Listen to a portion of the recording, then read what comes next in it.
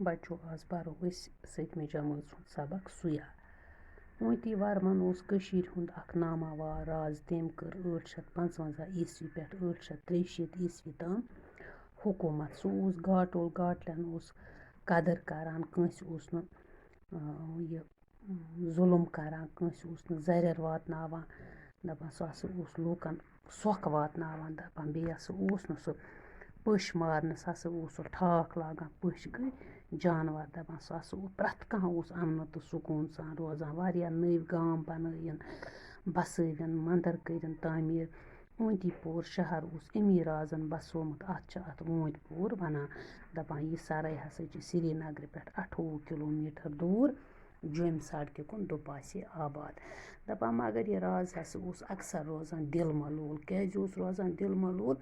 प्रथ worry हसा ओस width जहलमस आब हुरान तो यह हसा ओस तबाही मचावान मालस जायदादस, मकानन, चारवायन, प्रथ कहाँ ओस तबाही सैलाब सत गछान।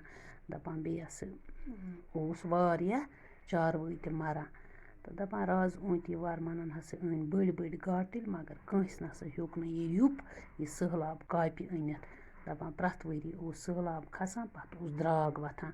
द्राग क्या गो? खेन चेन ओस कम गछान, खुराक ओस न आसान कह।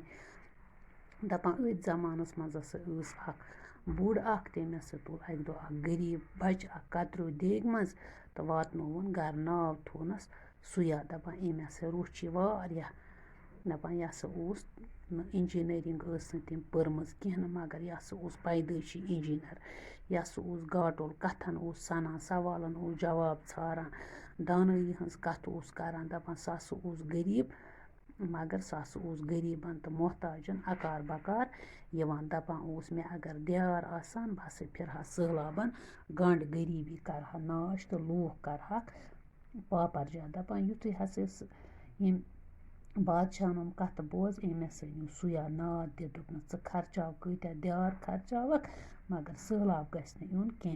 दपान सुयाहन हसा रट दियार तो यह हसा खोतुम दियार फुटज हेत नावि, खनबल पेठ खादिन यार ताम छकिन यम दियार वेथ मज। लूक ٲस तंग दस, लूकन ओस न पोंस कह। दियारन हंद मार मत हसा वति तम वेथ मज लेंब, खैजक सेख, बाजर दिथहस जोल, द्रैत हेत यम यचि तो पज्जि हेत वति, बेल लिवनि हेत वति। तो युस हसा समेमुत यह मलबह ओस अत वेथ मज वरी वादो पेठ, सु खोलुक बठन कम मूजूब? पोंस षांडन मूजूब। दपान इत पठ हसा सन्या यह वेथ तो सैलाब हसा वोथ तो सैलाब हसा गो अम पत गैब।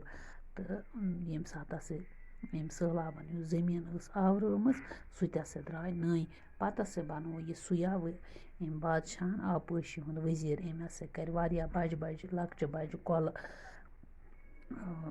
खन्नायन।